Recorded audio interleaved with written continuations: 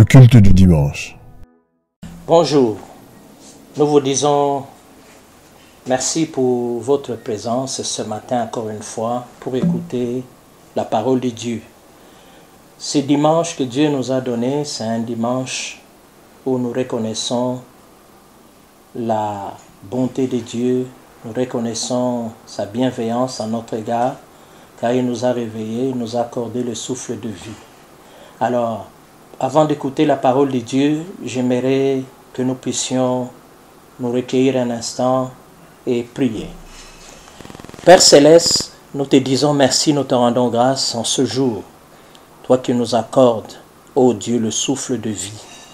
Merci Seigneur, c'est un privilège que nous avons éternel d'avoir le souffle de vie en ce temps. Dieu, nous voulons te recommander éternel ces instants au cours duquel, Seigneur, nous voulons, Dieu de gloire, écouter ta parole. Nous voulons, ô Dieu Tout-Puissant, entendre ta parole, recevoir tes instructions. Nous voulons être édifiés, Seigneur.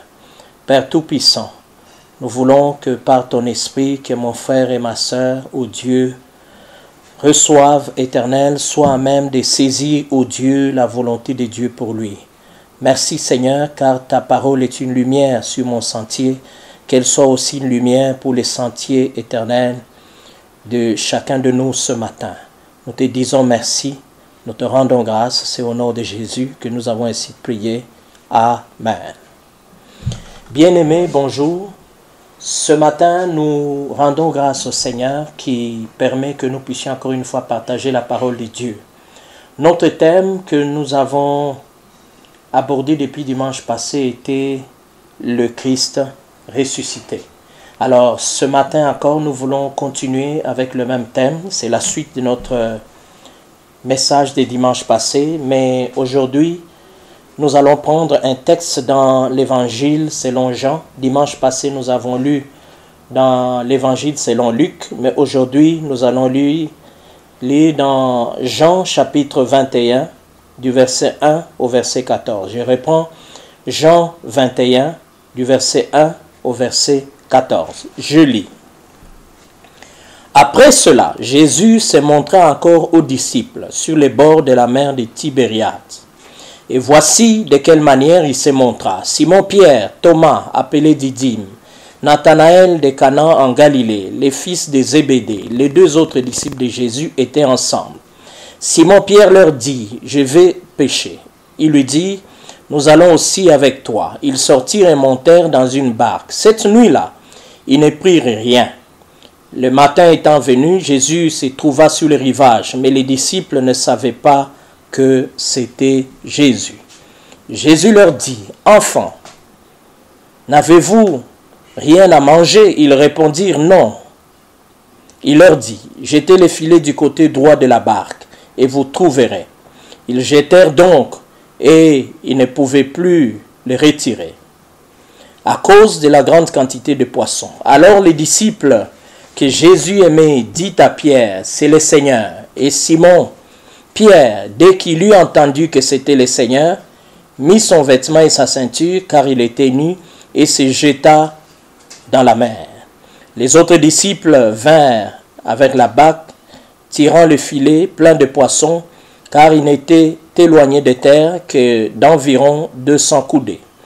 Lorsqu'ils furent descendus à terre, ils virent là les charbons allumés, du poisson dessus et du pain. Jésus leur dit, « Apportez des poissons que vous venez de prendre. » Simon, Pierre monta dans la barque et tira à terre le filet, plein de 153 grands poissons. Et quoiqu'il n'en eût tant, le filet ne se rompit point. Jésus leur dit, « Venez manger. » Et aucun des disciples n'osait lui demander, « Qui es-tu ?» sachant que c'était le Seigneur. Jésus s'approcha, prit le pain et leur en donna. Il fit de même du poisson. C'était déjà la 3e fois que Jésus s'est montré à ses disciples depuis qu'il était ressuscité des morts. Dimanche passé, nous avons vu les choses que fait le Christ ressuscité et nous en avons vu deux. Nous avons vu, en nous basant sur le texte de Luc chapitre 24, nous avons vu que le Christ ressuscité était un Christ qui marchait avec ses disciples. Nous avons vu aussi la deuxième chose, que le Christ ressuscité était un Christ qui ouvrait les yeux.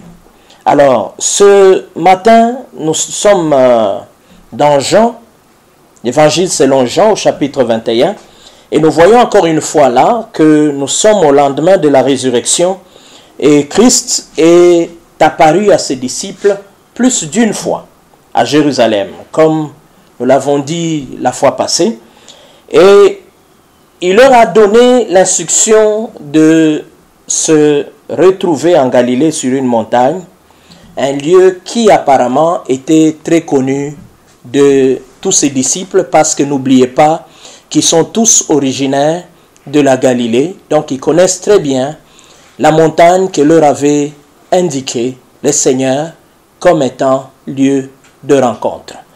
Et vous verrez par exemple que ce fait est attesté par Matthieu au chapitre 26, le verset 32, dit ceci: mais après que je serai ressuscité, je vous précéderai en Galilée.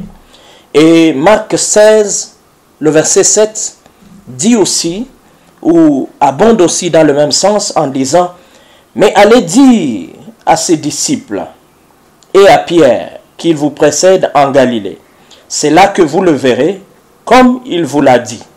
Elles sortirent du tombeau et s'enfuirent tremblantes et hors d'elles-mêmes. Mais elles ne dirent rien à personne à cause de leur effroi. Et le verset le plus éloquent encore, c'est dans Matthieu chapitre 28, le verset 16, qui dit: les 11 disciples allèrent en Galilée sur la montagne que Jésus leur avait désignée. Donc, la Bible déjà nous montre que Christ, après la résurrection, avait fixé un rendez-vous aux disciples en Galilée, sur une montagne. Et c'est là qu'en principe, que devaient se retrouver les disciples avec leur Seigneur, avec le Christ ressuscité. Alors, nous voyons que au travers de ce texte, il y a d'autres choses que fait le Christ ressuscité. Nous ajoutons à la liste que nous avons donnée dimanche passé, en dehors du fait qu'il marche avec nous et en dehors du fait qu'il ouvre les yeux de ses disciples, nous pouvons ajouter: il se manifeste plus d'une fois. Il se manifeste plus d'une fois. Le Christ ressuscité, c'est un Christ qui se manifeste plus d'une fois ou plusieurs fois. Pourquoi nous le disons? Le verset 1 que nous avons lu dans Jean chapitre 21 que nous sommes en train de lire commence en disant ceci: après cela, Jésus se montra encore aux disciples. Quand nous lisons les versions Louis II, quand nous lisons la version Nouvelle Second, quand nous lisons la version Second révisée, il est dit ceci: après cela, Jésus se manifesta encore aux disciples. Donc, ce verset, quelle que soit la version, met en évidence que le fait que Christ s'est manifesté plus d'une fois à ses disciples. Donc, Christ ne s'est pas manifesté seulement une seule fois, mais il s'est manifesté plus d'une fois, il s'est manifesté plusieurs fois auprès de ses disciples. C'est ainsi que lorsque vous prenez par exemple l'évangile de Matthieu et l'évangile de Marc, vous verrez qu'ils décrivent toutes les apparitions de Christ en Galilée. Mais quand vous prenez l'évangile, par exemple selon Luc, vous verrez que Luc décrive toutes les apparitions du Seigneur Jésus-Christ en Judée. Donc, mais quand vous prenez Jean, vous verrez que Jean, lui, décrit toutes les apparitions du Seigneur Jésus-Christ, non seulement en Galilée, mais toutes ses apparitions aussi en Judée. Donc, Jean est le seul qui prend toutes les apparitions de Christ, non seulement en Galilée, mais aussi qui relate toutes les apparitions de Christ aussi en Judée. Et vous verrez que dans les versions que nous avons prises, que je venais de citer ici, où on dit « après cela, il se montra », je vous ai fait voir que dans d'autres versions, on dit il se manifesta. Et j'ai eu une préférence pour le verbe se manifester. C'est pour ça que j'ai dit, le Christ ressuscité est un Christ qui se manifeste plus d'une fois. Pourquoi? Parce que vous verrez que lorsque nous prenons le mot grec qui est traduit par se montrer ou se manifester, c'est le mot phanereo. Phanereo, vous verrez que il peut donner en français le terme tel que c'est un verbe qui peut donner ceci en français, rendre manifeste. Ça veut dire aussi apparaître. Phanereo veut dire aussi rendre apparent. Il veut dire aussi se montrer. Il veut dire aussi tout court manifester. Mais parmi tous ces mots ici qui constituent la signification de ce mot phanereo, vous verrez que le mot manifester est celui qui revient la plupart du temps quand on le traduit. C'est pour ça que j'ai une préférence pour le mot manifester. Donc Christ ressuscité, c'est un Christ qui se manifeste. Et nous voyons que le Christ ressuscité, c'est un Christ non seulement qui apparaît, mais c'est aussi un Christ qui disparaît. Vous verrez que Christ, après la résurrection, c'est un Christ qui apparaît et c'est un Christ qui disparaît. Après un temps, il apparaissait à ses disciples et après un entretien avec eux, il disparaissait. Et il apparaissait et disparaissait ainsi à différents endroits. Ça, c'est parmi les caractéristiques qu'on trouve dans ce Christ qui est ressuscité. C'est un Christ qui se manifeste, mais c'est un Christ aussi qui disparaît. Et cette action de Jésus ou de Christ après la résurrection a créé un peu de problème dans le chef des disciples. Vous verrez que, par exemple, il est dit ceci, par exemple au verset 14, c'était déjà la 3e fois que Jésus se manifestait à ses disciples depuis qu'il était ressuscité d'entre les morts. Donc ça faisait plusieurs fois que Christ s'est manifesté. Donc il ne s'est pas manifesté seulement une seule fois, il s'est manifesté plus d'une fois après sa résurrection. Et ça, c'est un fait important que nous devons retenir, que nous devons garder à l'esprit, que le Christ ressuscité, c'est un Christ qui se manifeste.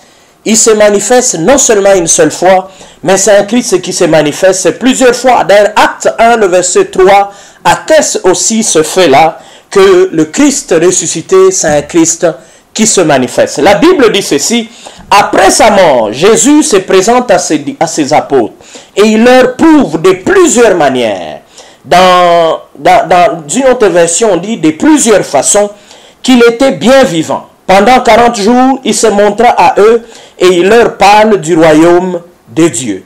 Et c'est quand vous lisez dans la version Parole de vie et français courant, vous verrez qu'on dit qu'il se manifeste de plusieurs façons ou de plusieurs manières. Donc le Christ ressuscité, c'est un Christ qui se manifeste de plusieurs manières. Donc il est très important que nous puissions retenir, nous qui vivons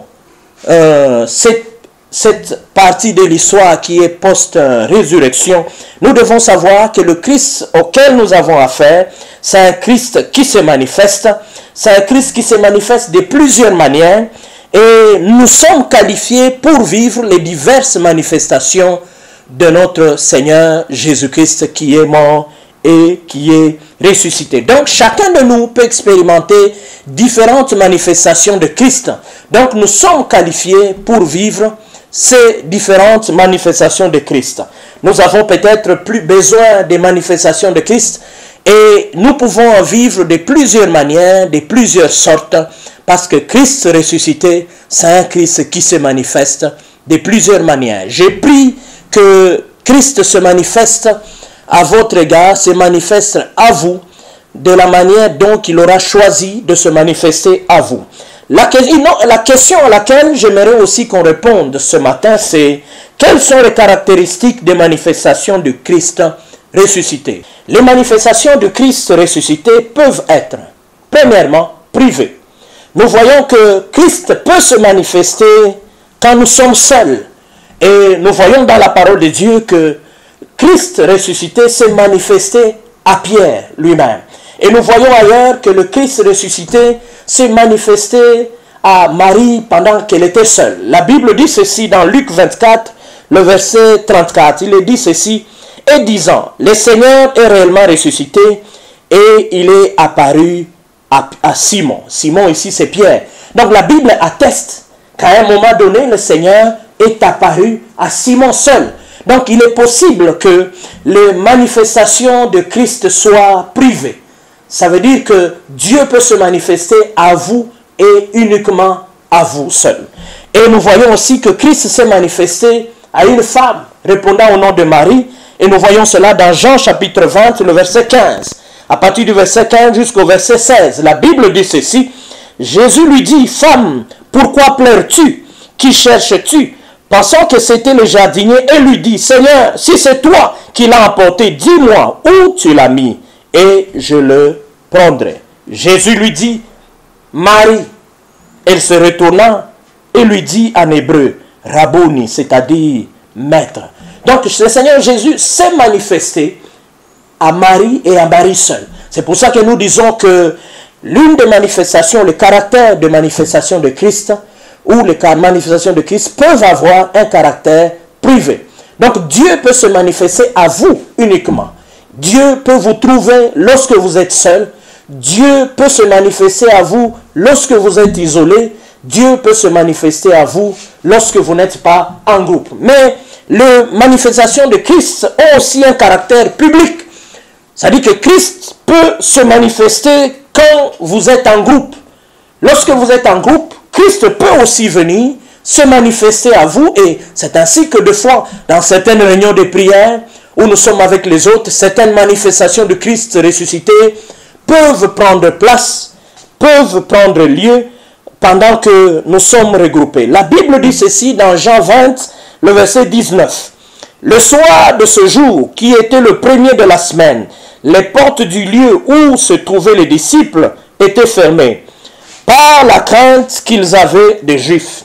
Jésus vint, et debout au milieu d'eux, il leur dit, « Que la paix soit avec vous. » Quand il eut dit cela, il leur montra ses mains et son côté. Les disciples se réjouirent en voyant le Seigneur. Nous voyons là que Christ se manifestait à un groupe. Donc, le Christ manifesté, le Christ ressuscité plutôt, peut se manifester aussi à un groupe. Lorsque vous êtes réunis, lorsque vous êtes assemblés en tant qu'enfants de Dieu, vous pouvez aussi vivre une manifestation ou des manifestations du Christ ressuscité. Parce que Christ ne s'est pas manifesté seulement une fois, Christ s'est manifesté plusieurs fois. Il est possible que chaque fois que vous allez vous réunir, que ce soit en famille, que ce soit entre amis, que ce soit en église, que ce soit dans une réunion de prière, quelconque, Christ peut se manifester non seulement au début, il peut se manifester au milieu, il peut se manifester à la fin. Vous pouvez vivre plusieurs manifestations de Christ parce que ça, c'est l'un des caractères des manifestations du Christ ressuscité. Une autre chose que nous trouvons par rapport aux manifestations du Christ ressuscité, c'est que nous voyons que ces manifestations ne sont limitées par aucun espace. Aucun espace ne peut limiter les manifestations de Christ, parce que nous voyons que Christ ne s'est pas manifesté seulement à un seul endroit, mais Christ s'est manifesté dans plusieurs endroits. C'est comme ça que nous disons qu'un seul lieu ne peut pas confiner Christ, parce que ce temps-ci, on parle trop en termes de confinement. Le même Christ qui se manifeste dans telle maison, le même Christ peut se manifester dans telle autre maison. Le même Christ peut se manifester dans telle autre maison.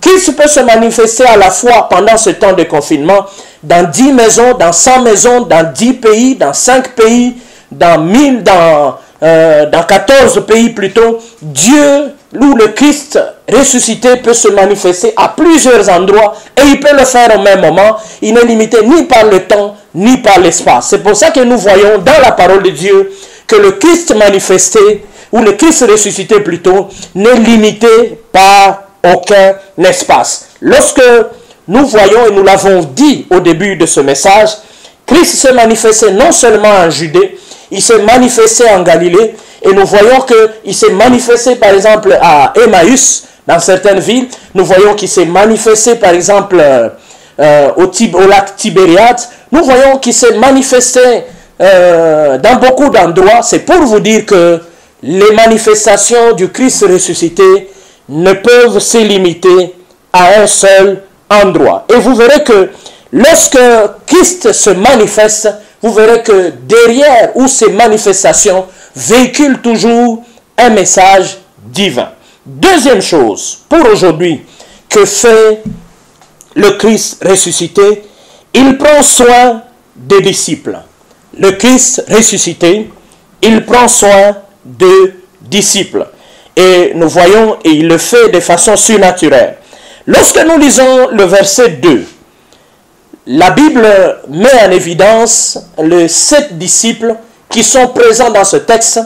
Et au total, ils étaient restés à 11. Mais ici, dans ce texte, la Bible met en évidence les 7 disciples. Ça veut dire, nous avons Pierre et 6 autres disciples qui se trouvent avec lui en Galilée, selon l'instruction que le Seigneur avait donnée, qu'il le retrouve en Galilée. Ils ne sont pas tous ensemble et apparemment, on dirait que tous ne sont pas venus, n'ont pas fait le chemin ensemble, parce que nous voyons ici un groupe de 7. La Bible ne nous dit pas où se trouvent les autres. La Bible ne nous dit pas est-ce qu'ils sont déjà à Galilée ou pas. Mais une chose est certaine, c'est qu'ici, sur le 11, nous avons seulement 7. Et entre-temps, ils sont à Galilée déjà, mais entre-temps, le Christ ressuscité n'est pas présent physiquement de façon permanente, parce que après sa résurrection, le Christ ressuscité, comme je l'ai dit au début, des fois il apparaît, des fois il disparaît. Et ici, il se retrouve en Galilée, mais le Christ qui leur avait demandé d'être en Galilée n'est pas là. Il n'est pas là physiquement, mais nous avons dit que même si le Christ ressuscité n'est pas là physiquement, mais spirituellement, il est toujours présent avec nous. Mais eux, ils voulaient une présence physique et ils ne l'ont pas vu. Ils étaient tellement habitués à vivre avec lui, à dormir avec lui, à manger avec lui, à marcher avec lui, à faire beaucoup de choses avec lui pendant 3 ans et demi. Et là, ils se sont retrouvés en Galilée, le lieu de rendez-vous. Mais Christ ressuscité n'était pas là physiquement. Et pour la première fois, telles que les choses sont rapportées dans les Écritures, nous voyons qu'après 3 ans et demi, qu'ils font face à la nécessité de faire ou de pourvoir à leurs besoins seuls. Parce que pendant 3 ans et demi, c'est le Seigneur Jésus-Christ qui prenait soin d'eux, qui s'est occupé d'eux pendant les 3 ans et demi. Mais apparemment, dans ce texte, lorsque nous lisons tout le contour, ils font face à la nécessité de prendre ou de pourvoir à leurs propres besoins. C'est ainsi que Pierre, qui est, je crois, un peu plus âgé et le plus impulsif, et l'homme d'action que nous trouvons dans ce groupe, nous voyons que Pierre s'est dit, bon, finalement, on ne va pas rester comme ça, on ne va pas mourir de faim, on ne va pas rester comme ça oisif, alors que nous avons des besoins, nous avons des sollicitations. C'est ainsi que Pierre dit, et le verset 3 dit, Simon-Pierre leur dit, je vais pêcher. Il lui dit, nous venons aussi, nous venons avec toi, nous aussi. Alors, vous voyez que Pierre est celui qui initie l'action, qui dit, je vais pêcher. La question que l'on peut se poser ce matin est celle de savoir pourquoi Pierre dit-il, je vais pêcher. J'ai anticipé en commençant à répondre à cette question. Vous verrez que Pierre s'est lassé d'attendre le Seigneur qui devait se manifester. Ils sont restés là, le Seigneur devait se manifester et il ne se manifeste pas. Et ce qui est arrivé à Pierre arrive encore à plusieurs aujourd'hui. Des fois, nous attendons une manifestation du Seigneur et des fois, le Seigneur, nous avons l'impression qu'il met longtemps pour se manifester et nous nous lassons vite et nous essayons de trouver nos propres solutions. Deuxième raison, nous voyons qu'il est confronté à un problème de survie, à un problème de subsistance, parce qu'il ne peut pas rester comme ça toute la journée. Ils ne sont pas des esprits, ce sont des êtres vivants. Ils doivent manger, ils doivent répondre aux besoins. Et dans le cas de Pierre, vous voyez que c'est un homme responsable. Il avait une femme, il avait des enfants, il avait même une belle-mère dans les évangiles, les autres évangiles. Vous verrez qu'une fois, Jésus est arrivé chez Pierre et sa belle-mère était malade. Il était obligé de prier pour sa belle-mère et qui était guérie. Et c'est pour vous dire qu'il avait des responsabilités. Il avait non seulement des non seulement des devoirs en tant qu'apôtre ou disciple de Jésus, mais Pierre était aussi un responsable. Il devait répondre à certains besoins physiologiques, peut-être qu'il avait des besoins matériels ou des besoins financiers. Il n'en est pas resté comme ça. Donc vous voyez que quand Pierre dit « je vais pêcher », cela n'a rien à voir avec une partie de loisirs ou une histoire de passion pour la pêche. Non. Pierre étant un homme d'action, un homme impulsif, il s'est dit « non, on ne reste pas comme ça. On doit trouver une autre solution. Le Seigneur, nous l'attendons, il ne vient pas, il ne se manifeste pas. Alors nous allons trouver une autre solution. » Et j'ouvre une parenthèse ici.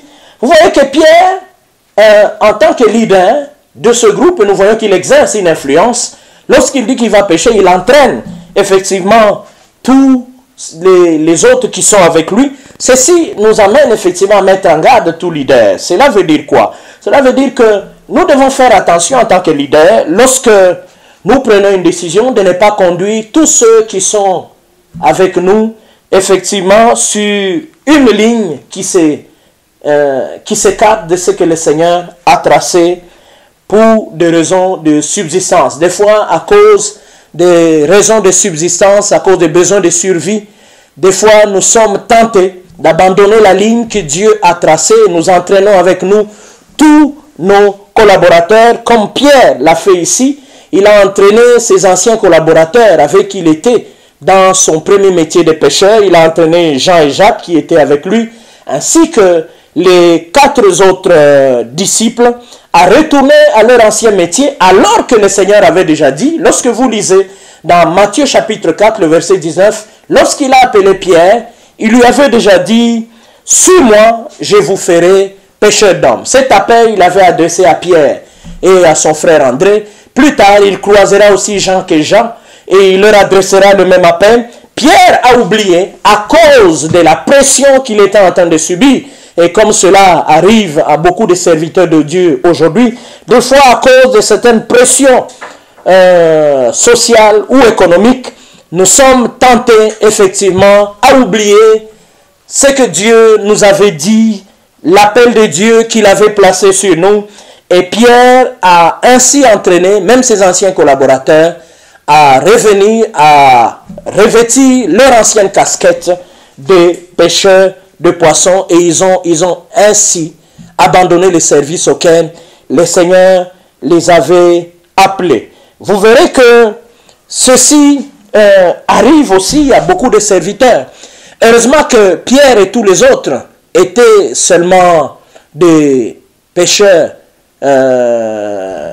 d'expérience. Mais imaginez que pour des raisons de subsistance, que vous aviez un autre métier, par exemple un escroc, et que vous devez rentrer, convaincre les gens, vos collaborateurs, à rentrer à cet ancien métier-là d'escroc, vous voyez quel dégât que vous pouvez faire et quelle réputation que vous pouvez donner à l'église de Christ ou au métier de serviteur de Dieu. Et cela arrive à beaucoup de serviteurs. Des fois, à cause ou pour des raisons de subsistance ou de survie, beaucoup ont été obligés ou se sont trouvés eux-mêmes en train d'inventer des stratégies pour escroquer les gens, parce que tout simplement, ils ne peuvent pas supporter que Dieu ne se soit pas manifesté peut-être dans tel besoin ou tel autre besoin, et peut-être c'est un problème de temps, Dieu allait le faire, mais eux, ne pouvant pas supporter, ils se sont dit non, il faut qu'on trouve notre moyen, et c'est ainsi que beaucoup se sont retrouvés en train de faire des choses qui sont innommables.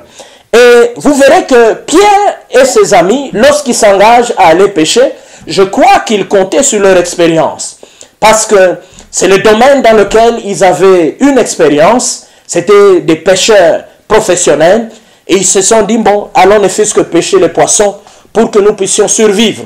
Ils sont allés comptant non seulement sur son expérience, mais aussi sur l'expérience de ceux de son groupe, ou des gens qui constituaient son groupe.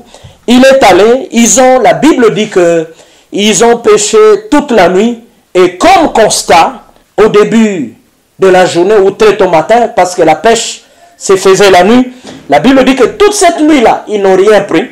Et le matin, quand ils se sont réveillés, ils n'avaient rien pris, ils étaient obligés de quitter l'eau et de venir accoster.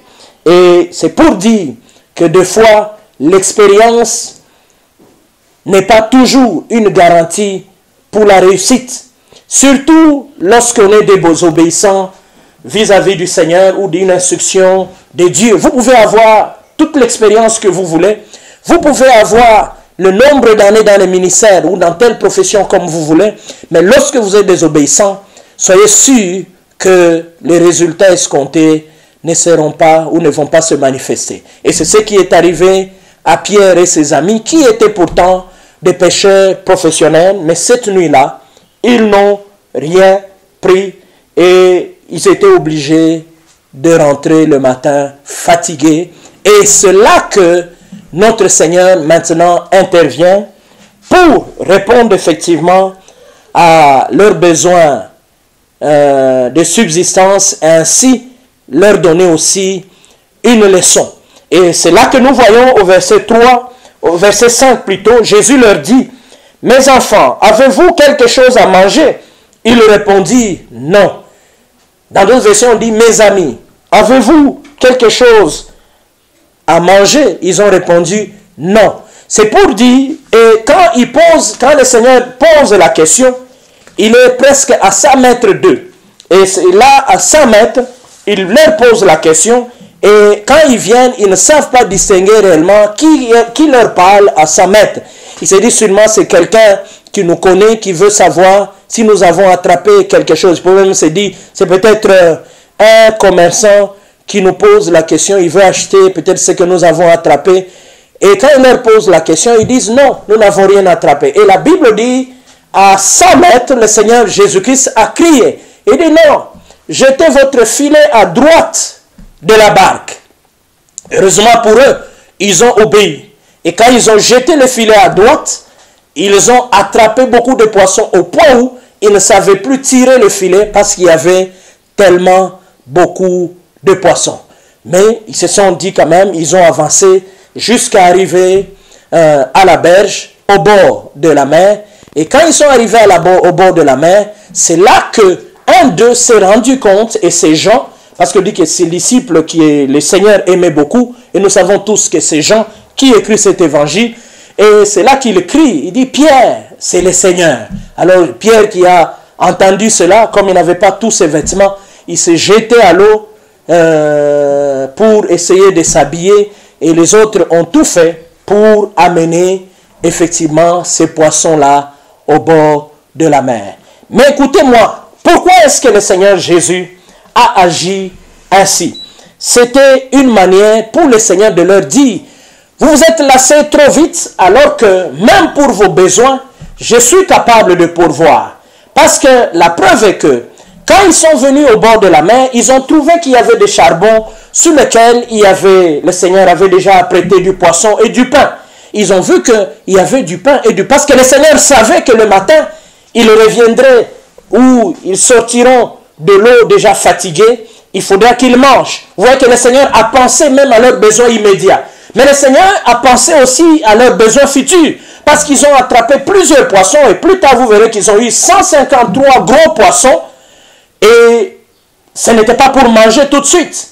C'était non seulement pour manger, mais aussi pour vendre, mais aussi pour qu'ils aient à manger avec leur famille, même dans le jour à venir. Donc le Seigneur, à la fois, non seulement il a résolu leurs problèmes immédiats, mais il a pensé aussi, il a apporté aussi des solutions pour leurs problèmes aussi à venir. C'est pour ça que nous avons dit que le Christ ressuscité, c'est un Christ qui pourvoit ou qui prend soin de ses disciples.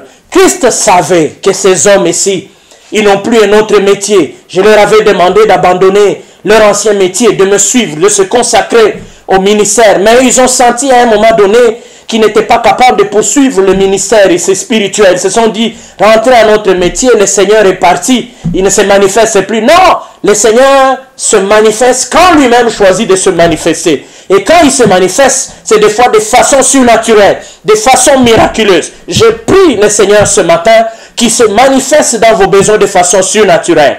Je prie ce matin que le Seigneur se manifeste de façon aux fêtes miraculeuses, que vous puissiez vivre un miracle. Vous vivez peut-être des circonstances particulières. Vous vous demandez, mais le Seigneur, comment est-ce qu'il nous abandonne? Vous priez peut-être, vous demandez à Dieu qui se manifeste. Mais j'aimerais vous dire ce matin que c'est possible que Dieu se manifeste. Lui qui s'est manifesté à ses disciples de façon miraculeuse, surnaturelle, il peut aussi se manifester de façon spectaculaire, miraculeuse, pour répondre à un besoin que vous avez ce matin. Troisième chose que fait le Christ ressuscité dans ce texte, nous voyons, il récupère les disciples avec bienveillance.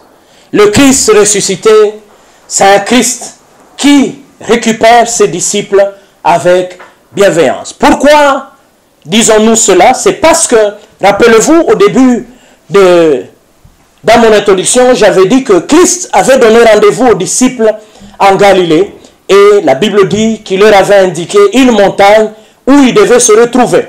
Mais dans ce texte, nous retrouvons les disciples, au lieu d'être à la montagne, ils ne sont pas à la montagne, mais ils sont au lac Tibériade. Ils ne sont pas là où ils sont censés être, ils ne sont pas sur la montagne où le Seigneur les attendait, où il leur avait donné rendez-vous. Lorsque nous lisons le texte, nous voyons que Pierre, quand il a dit allons pêcher, ils sont allés, ils n'étaient même pas à la montagne, mais ils sont allés effectivement à la mer pour pêcher. Donc, là où le Seigneur Jésus-Christ le trouve, c'est un autre endroit que là où il les attendait. Il est même obligé de venir les chercher au lac, à l'endroit où ils se sont égarés. Et nous avons beaucoup de disciples qui, des fois, à cause des raisons de subsistance, des fois ils s'égarent. Ils s'écartent de la ligne du Seigneur, ils s'écartent des instructions que Dieu a données. Et ici, nous voyons que non seulement Pierre, mais nous voyons que même le 3/4 des disciples se sont écartés. C'est possible que nous puissions nous retrouver dans le même cas que Pierre et les autres. Nous ne sommes pas plus spéciaux que Pierre et les autres. Ils ont vécu avec Jésus. Ils ont vécu des miracles extraordinaires. Donc si c'est arrivé à Pierre, si c'est arrivé à Jacques, à Jean, cela peut aussi nous arriver aujourd'hui. Donc ceci est une mise en garde pour nous, nous devons faire attention. Mais une chose est certaine, s'il nous arrive de nous égarer, s'il nous arrive effectivement de nous perdre, de ne pas être là où le Seigneur nous attend, Dieu ou le Christ ressuscité, c'est un Christ qui vient récupérer les disciples qui se sont égarés et il ne nous récupère pas avec méchanceté, il nous récupère avec bienveillance. Jean 21, à partir du verset 9 jusqu'au verset 13. Écoutez comment le Seigneur procède pour récupérer ses disciples. La Bible dit, lorsqu'il fut descendu à terre, ils virent là des charbons allumés, du poisson dessus et du pain. Jésus leur dit, apportez des poissons que vous venez de prendre. Simon-Pierre monta dans la barque et tira à terre le filet plein de 153 grands poissons.